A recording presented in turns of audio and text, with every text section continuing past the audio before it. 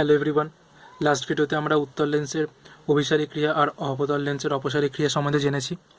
তো এই ভিডিওতে আমরা দেখব উত্তর লেন্সের আরও দুটো টার্মিনোলজি, সেটা হচ্ছে ফোকাস সম্বন্ধে জানবো। ঠিক আছে, ফোকাস, ফোকাস বিন্দু, ফোকাস দূরত্ব, ফোকাস তল, মুখ্য ফোকাস, গৌণ ফোকাস, এইসব সম্বন্ধে একটু ডিটেলে পড়বো। ঠিক আছে, তো প্রথমেই দেখে নাম উত্তর লেন্সের প্রথম মুখ্য ফোকাস বলতে কী বোঝায়। দেখো, উত্তর লেন্সের প্রথম মুখ্য ফোকাস বলতে বোঝায়, তার মানে বুঝে গেছো মুখ্য ফোকাসের আগে প্রথম কথার অর্থ হচ্ছে কি উত্তর লেন্স বা অবতল লেন্স যাই হোক না কেন লেন্সের দুটো মুখ্য ফোকাস থাকে। তো আমরা এখন জানব প্রথম মুখ্য ফোকাস কাকে বলে। তো দেখো, উত্তর লেন্সের ক্ষেত্রে প্রধান অক্ষের ওপর যে বিন্দু থেকে অপসৃত আলোকরশ্মি লেন্সের মধ্য দিয়ে প্রতিসরণের পর প্রধান অক্ষের সমান্তরাল হয়ে নির্গত হয়, সেই নির্দিষ্ট বিন্দুকে বলা হয় প্রথম মুখ্য ফোকাস। এটাকে F1 দিয়ে ডিনোট করা হয়। ঠিক আছে, তাহলে কি বললাম, উত্তর লেন্সের প্রথম মুখ্য ফোকাস কাকে বলে।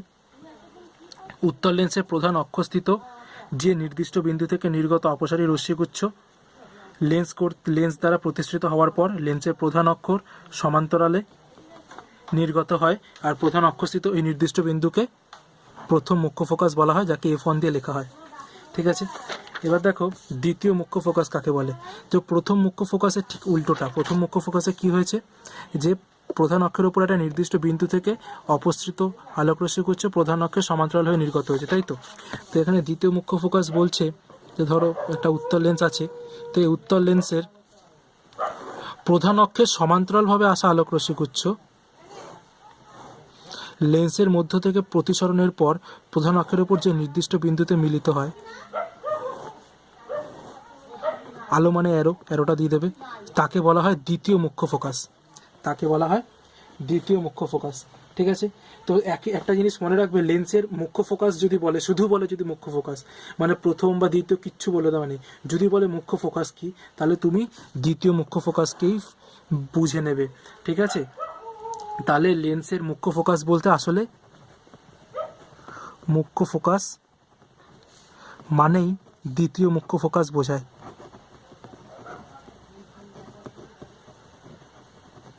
ফোকাসকেই বোঝায়। বুঝাতে পারলাম? হ্যাঁ, তো এটা ছিল তোমার উত্তর লেন্সের প্রথম মুখ্য ফোকাস এবং দ্বিতীয় মুখ্য ফোকাস। এবার আসছে তোমার অবতল লেন্সের ক্ষেত্রে। দেখো, অবতল লেন্সের প্রথম মুখ্য ফোকাস কি। অবতল লেন্সের প্রথম মুখ্য ফোকাস বলছে অবতল লেন্সের প্রধান অক্ষের উপর যে নির্দিষ্ট বিন্দু অভিমুখী অভিসারী রশ্মিগুচ্ছ লেন্স থেকে প্রতিসৃত হওয়ার পর লেন্সের প্রধান অক্ষের সমান্তরালে নির্গত হয়। ঠিক আছে, তার মানে কি, ধরো আমি এরকমভাবে ছবিটা আঁকছি, এটা তোমার অবতল লেন্স, এটা হচ্ছে প্রধান অক্ষ। এবার আলোগুলো এমনভাবে পড়ছে, আলোকরশ্মিগুলো, এবার ধর আমি এটা ডট ডট দিয়ে করছি, তার কারণ আমি এটা বোঝাতে চাইছি, যদি এইখানে এই অবতল লেন্সটা না থাকতো তাহলে আলোটা এই পথে যেত, এই পথে যেত,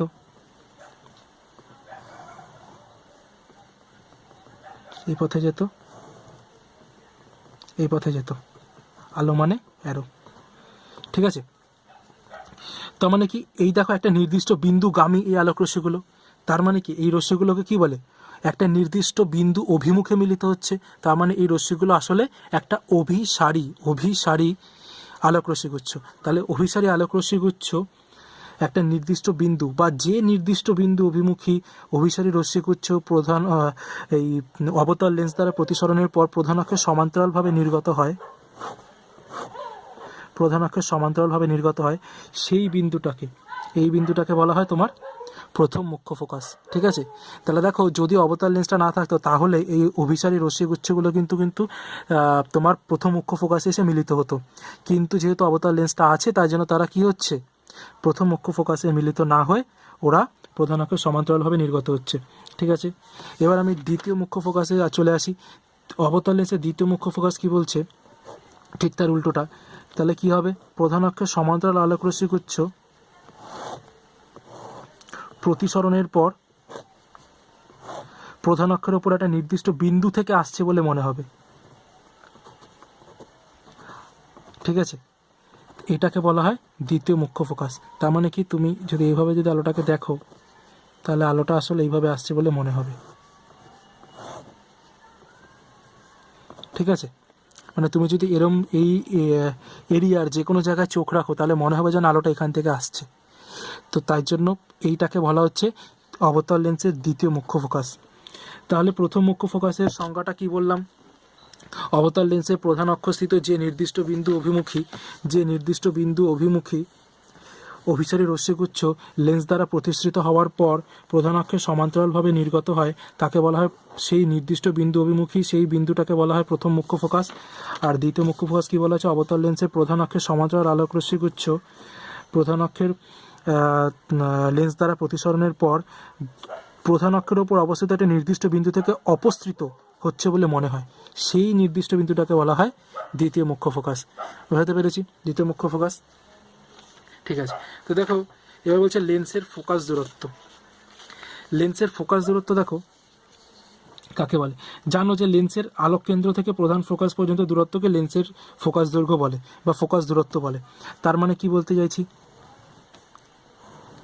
ধরো উত্তল লেন্সের ক্ষেত্রে এটা ধরো দ্বিগুণ ফোকাস, এটা হচ্ছে দ্বিতীয় মুখ্য ফোকাস, আর এটা ধরো আলোক কেন্দ্র।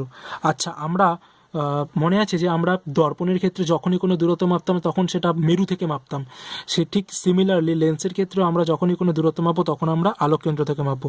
তো দেখো আলোক কেন্দ্র ও থেকে এই F2 পর্যন্ত দূরত্বটাকে বলা হচ্ছে তোমার ফোকাস দূরত্ব, F দিয়ে ডিনোট করা হয়। ঠিক সিমিলারলি এদিকেও F1 আছে, প্রথম মুখ্য ফোকাস আছে, সে আলোক কেন্দ্র থেকে প্রথম মুখ্য ফোকাস পর্যন্ত দূরত্বটাকেও বলা হয় কি? ফোকাস দূরত্ব, ঠিক আছে? তো এটা ছিল তোমার উত্তল লেন্সের ক্ষেত্রে। অবতল লেন্সের ক্ষেত্রে যদি আমরা দেখি তাহলে কি দেখব?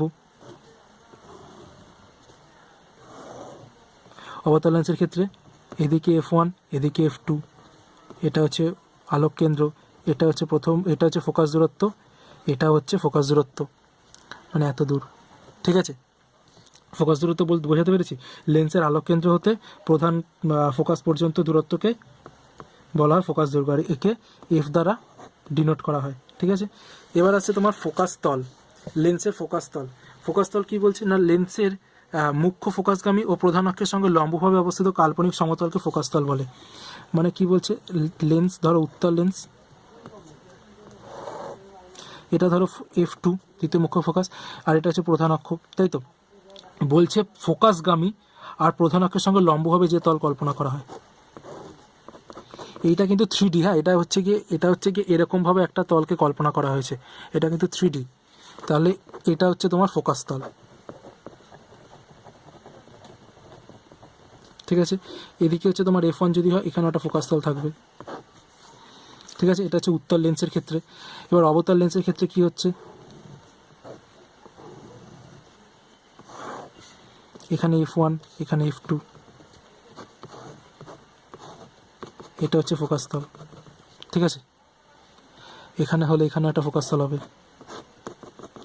মধ্য কথা কি, ফোকাস বিন্দুর সাথে লম্বভাবে প্রধান অক্ষের সঙ্গে লম্বভাবে, ফোকাস বিন্দু দিয়ে যাবে আর প্রধান অক্ষের সঙ্গে লম্বভাবে হবে, সেই তলকে বলা হচ্ছে ফোকাস তল, ঠিক আছে? এবার হচ্ছে জেনে নেব উত্তল লেন্সের গৌণ ফোকাস। গৌণ ফোকাসটা কি? দেখো সমান্তরাল আলোক রশ্মিগুচ্ছ, কিন্তু এই আলোক রশ্মিগুলো কিন্তু প্রধান অক্ষের সমান্তরাল হলে হবে না, এরা পরস্পর সমান্তরাল কিন্তু প্রধান অক্ষের সঙ্গে একটা নির্দিষ্ট কোণ করে পড়ছে, করার পরে ওরা যে বিন্দুতে মিলিত হয় ফোকাস তলের ওপরে তাকে বলা হয় গৌণ ফোকাস। আমি তোমাকে ছবিটা এঁকে দেখাচ্ছি, ধর এটা হচ্ছে তোমার উত্তল লেন্স, ঠিক আছে? তো আমি যদি বলি, এটা অন্য কালি দিয়ে যদি আমি দেখাই, তো কি বললাম, পরস্পর সমান্তরাল কিন্তু প্রধান অক্ষের সঙ্গে সমান্তরাল না, সেরকম কোনো রশ্মি আছে? দেখো এখানে ডট ডট দিয়ে আঁকছি, দেখো এই দেখো পরস্পর সমান্তরাল কিন্তু প্রধান অক্ষের সঙ্গে সমান্তরাল না, এরকম আলোক রশ্মিগুচ্ছ এই লেন্সের মধ্য থেকে প্রতিসরণের পর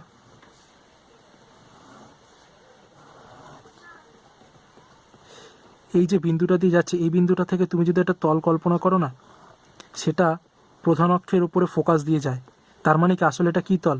এটা আসলে এটা ফোকাস তল। তার মানে এই যে বিন্দুটা সেটা ফোকাস তলের উপর অবস্থিত, এইটাকে বলা হয় F ড্যাশ, এটাকে এই এফ ড্যাশ ইকুয়ালস টু গৌণ ফোকাস।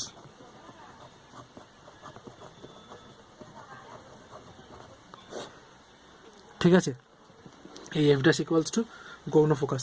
তো এটা হচ্ছে ওই উত্তল লেন্সের গৌণ ফোকাস। এবার অবতল লেন্সের গৌণ ফোকাস দেখো। অবতল লেন্সের ক্ষেত্রে এটা এরকমভাবে হবে,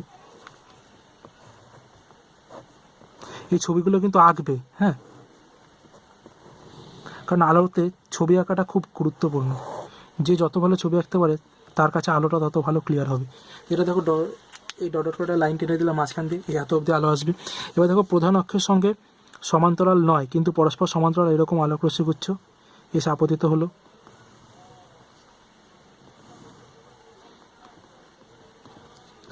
এবার এটা কি হবে, এরা অপসৃত হয়ে যাবে। আলোক কেন্দ্রগামী রেখা কোনো চ্যুতি হয় না। তাহলে এদেরকে তুমি যদি ডট ডট করে মেলাও, এটা দেখবে, ঠিক আছে, এই বিন্দুতে, এইখানে একটা বিন্দুতে মিলিত হবে। এই যে এই যে রশ্মিটা দেখতে পাচ্ছ, এটা আলোকেন্দ্র দিয়ে যাচ্ছে, তার উপর একটা বিন্দুতে মিলিত হবে। ঠিক আছে, এটা কিছু না, এটা এরমভাবে মিলিত হবে। তাহলে এইখান থেকে তুমি যদি একটা তল কল্পনা করো, তাহলে এটা হবে তোমার এফ ড্যাশ বা গৌণ ফোকাস। ঠিক আছে, আমি ছবিটাকে আর একবার আঁকছি, যদি তোমরা না বুঝতে পারো তো দেখো ছবিটা এরকম হবে।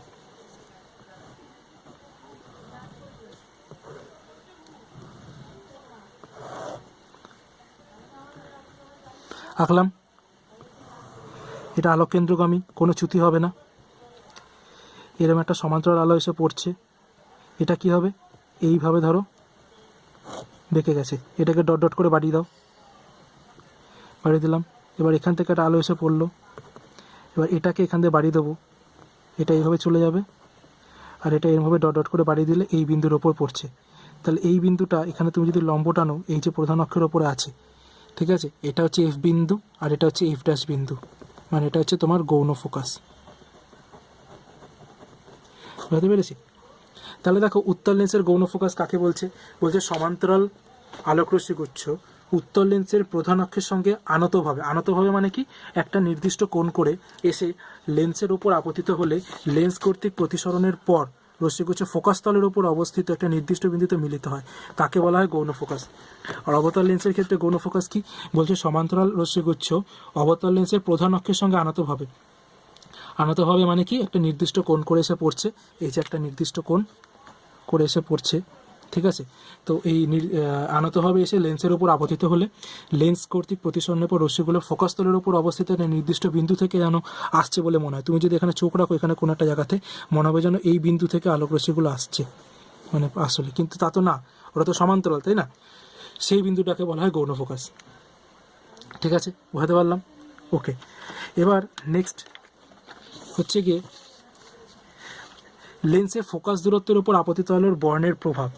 এই জিনিসটা খুবই গুরুত্বপূর্ণ একটা জিনিস। দেখো একটা জিনিস মনে রাখবে যে কোন বর্ণের আলো ফেলছে তার উপর ফোকাস দৈর্ঘ্যকে নির্ভর করে, এটা হচ্ছে প্রথম প্রশ্ন। তো উত্তর হচ্ছে হ্যাঁ, নির্ভর করে। কিন্তু কিভাবে নির্ভর করে? দেখো মনে রাখবে, আপতিত আলোর তরঙ্গ দৈর্ঘ্য যদি বাড়ে তাহলে লেন্সের প্রতিসরাঙ্কের মানও বাড়ে। তাহলে কি বললাম? আপতিত আলোর তরঙ্গ দৈর্ঘ্য বাড়লে কি হয়? প্রতিসরাঙ্ক মান হ্রাস পায়, কমে। তাহলে আপতিত আলোর তরঙ্গ দৈর্ঘ্য যদি বাড়ে তাহলে প্রতিসরাঙ্কের মান হ্রাস পাবে, ফলে তরঙ্গ দৈর্ঘ্যের মান বৃদ্ধি পাবে। তাহলে দেখো, তাহলে এখান থেকে কী হবে? প্রতিসরাঙ্কের মান যদি হ্রাস পায় তাহলে তরঙ্গ দৈর্ঘ্যের মান বৃদ্ধি পাবে, ফোকাস দৈর্ঘ্য।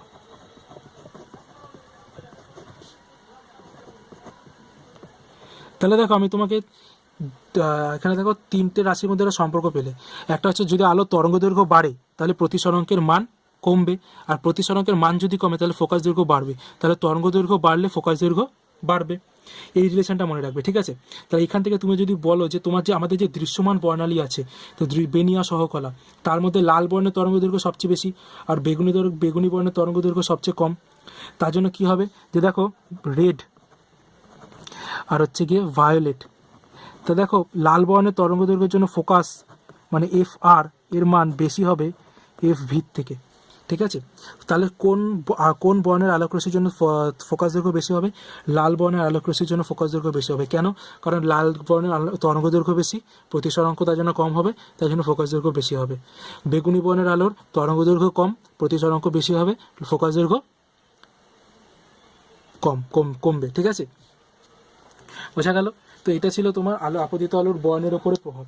এবার দেখো তোমাকে কিছু জিনিস মনে রাখতে হবে, সেটা হচ্ছে এই ফোকাস দৈর্ঘ্য, লেন্সের ফোকাস দূরত্ব, এটা নোট ডাউন করবে। হ্যাঁ, আমি খালি মুখে বলছি, এটা লিখে নেবে খাতায়। তো কিছু নোট নাম্বার .1 লেখো, লেন্সের ফোকাস দৈর্ঘ্যের মান আলোর বর্ণ, লেন্সের মাধ্যম, আলোর বর্ণ, লেন্সের মাধ্যম এবং পারিপার্শ্বিক মাধ্যম উপর নির্ভর করে। এই তিনটে জিনিসের উপর নির্ভরশীল, ঠিক আছে। এবার নেক্সট পয়েন্টে লেখো, লেন্সের উভয় পাশের মাধ্যম এক হলে প্রথম মুখ্য ফোকাস দূরত্ব এবং দ্বিতীয় মুখ্য ফোকাস দূরত্ব সমান হয়, ঠিক আছে। যদি লেন্সের এদিকেও ধরো বায়ু আছে, এদিকেও বায়ু আছে, আর এটা ধরো কাঁচ, ঠিক আছে, তাহলে এই F2 আর এই F1, এই আলোককেন্দ্র থেকে F2 দূরত্ব আর আলোককেন্দ্র থেকে F1 এর দূরত্ব সেম হবে। এটা এই ফোকাস দৈর্ঘ্য দূরত্ব সেম হবে যখন ওই লেন্সের দুপাশে একই মাধ্যম থাকবে, বোঝাতে পারলাম। কিন্তু যদি মাধ্যম আলাদা হয়, ধরো এখানে বায়ু আছে আর এখানে জল আছে, তাহলে এখানে ফোকাস দৈর্ঘ্য বেশি হবে, এখানে ফোকাস দৈর্ঘ্য ছোট হবে, ঠিক আছে। তাহলে বুঝতে পারলে। নেক্সট পয়েন্ট নাম্বার 3 লেখো, গোলীয় দর্পণের একটা ফোকাস থাকলেও লেন্সের দুটো ফোকাস থাকে। তার কারণ কি? কারণ গোলীয় দর্পণে আলোর প্রতিফলনের ক্ষেত্রে আপতিত ও প্রতিফলিত রশ্মি একই মাধ্যমে থাকে, কিন্তু লেন্সে আলোর প্রতিসরণের ক্ষেত্রে আপতিত ও প্রতিসৃত রশ্মি লেন্সের দুই বিপরীত পার্শ্বে থাকে। এই কারণের জন্য লেন্সের তুমি দুটো ফোকাস পাচ্ছ, কিন্তু গোলীয় দর্পণের তুমি একটাই ফোকাস পাবে, বুঝতে পেরেছি? হ্যাঁ, তো এটা ছিল তোমার বেসিক কিছু কনসেপ্ট লেন্স সম্বন্ধে, ঠিক আছে। তো আই হোপ যে তোমরা লেন্স সম্বন্ধে যাবতীয় অনেক কিছু জেনেছো। তো এটা অনেক হেল্প করবে তোমাকে লেন্সের ফোকাস সম্বন্ধে বুঝতে, ঠিক আছে। তো ঠিক আছে, এর পরের ভিডিওতে আমরা পাতলা লেন্স দিয়ে প্রতিবিম্ব গঠন দেখব। তো ততক্ষণ এটা পড়তে থাকো, আর কোনো কনফিউশন হলে কমেন্ট করে জানাও, ঠিক আছে। চলো, টাটা।